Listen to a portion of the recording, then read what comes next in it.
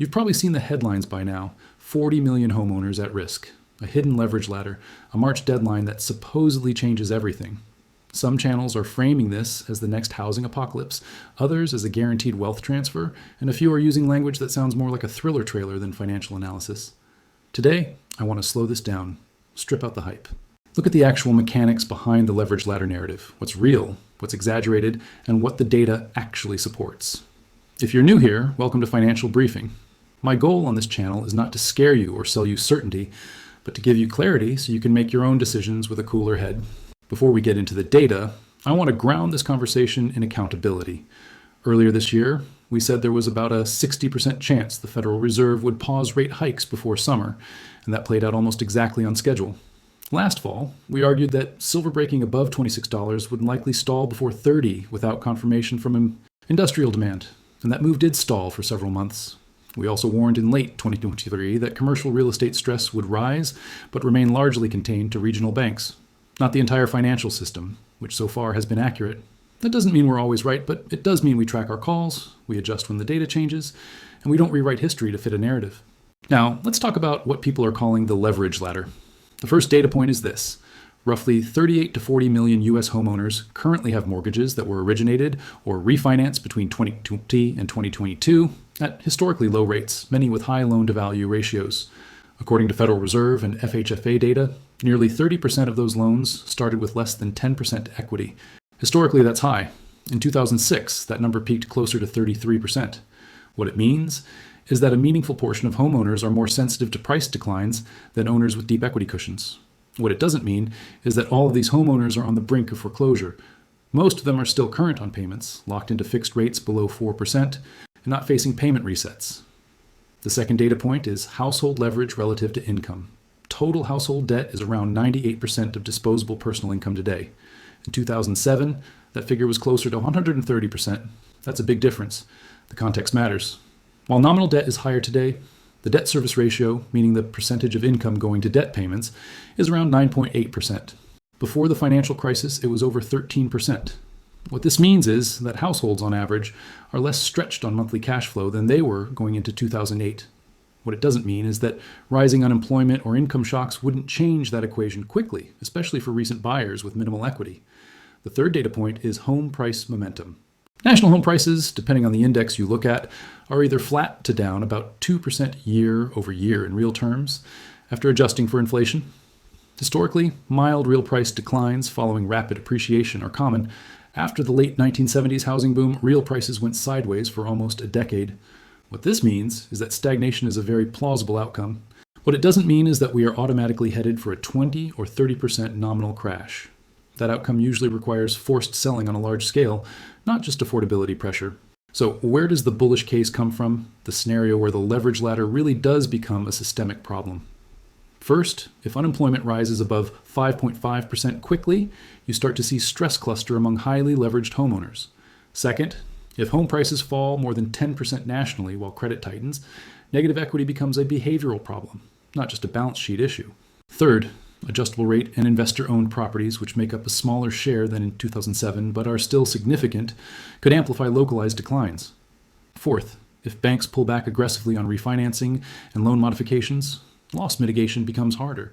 Taken together, I assign about a 25% probability to a scenario where housing stress spills over into broader financial instability. It's not impossible, but it's not the base case. Now let's talk about the bear case, meaning why this narrative could be significantly overblown. First, the vast majority of homeowners are sitting on fixed-rate mortgages well below current market rates.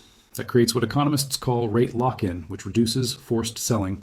Second, underwriting standards over the last decade have been meaningfully tighter. Debt-to-income ratios are lower, and credit scores are higher than pre-2008 averages. Third, household balance sheets are stronger due to pandemic-era savings and wage growth, even after inflation. Fourth, housing supply remains structurally constrained in many regions, which puts a floor under prices. For these reasons, I put a 35% probability on the idea that this leverage ladder concern fades into the background without a major event. That brings us to the middle case, which is where I think we actually land. In this scenario, home prices drift sideways to modestly lower in real terms. Some highly leveraged homeowners experience stress, but it's concentrated rather than systemic. Credit conditions tighten gradually, not abruptly. There's noise, there are scary headlines, but no cascade.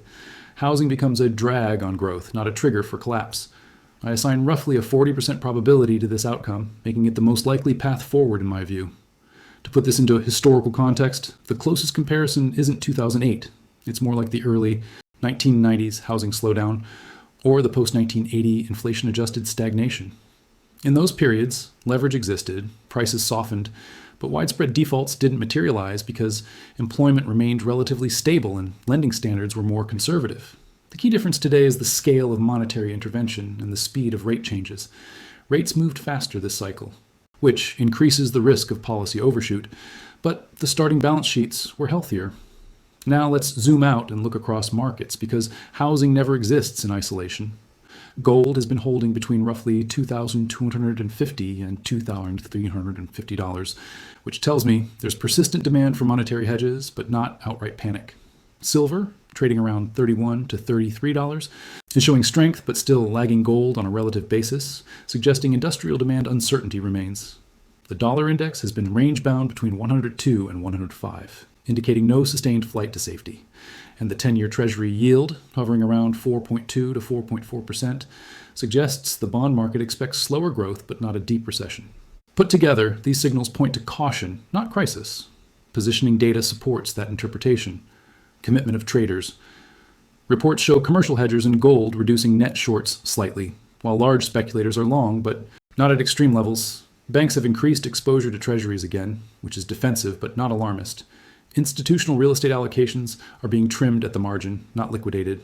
That's consistent with a slow adjustment, not a forced unwind. So what am I personally doing with this information? Here's my framework. If housing data deteriorates sharply and unemployment spikes, I increase precious metals exposure, particularly physical silver, by 5 to 10 percentage points. If housing muddles through with flat prices and stable employment, I maintain my current allocation. Right now, that's roughly 35% precious metals, split 60% gold and 40% silver, 45% cash and short-term treasuries, and 20% diversified equities.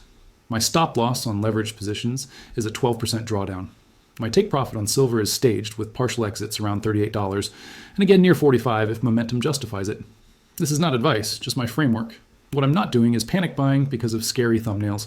I'm not doom scrolling housing collapse content. And I'm not assuming that leverage automatically equals catastrophe. Markets are more nuanced than that. Here's what I'm watching this week. First, weekly jobless claims. A sustained move above 260,000 would be a bearish signal for housing. Second, regional bank earnings commentary around mortgage delinquencies. Rising early stage delinquencies would matter more than headline defaults. Third, the gold to silver ratio. A break below 70 would signal growing confidence in the reflation trade, while a move back above 80 would suggest defensive positioning. So let's wrap this up. The leverage ladder narrative is rooted in real data, but it's being stretched beyond what the evidence supports. Housing stress is possible, but systemic collapse is not the base case. Precious metals remain a useful hedge, not a one-way bet, and clarity beats panic every time. If this kind of calm, data-driven analysis helps you think more clearly, consider subscribing. I'm here to help you cut through the noise. Thanks for watching Financial Briefing. Stay sharp. 40 million homeowners at risk. The leverage ladder crisis. Nobody is talking about.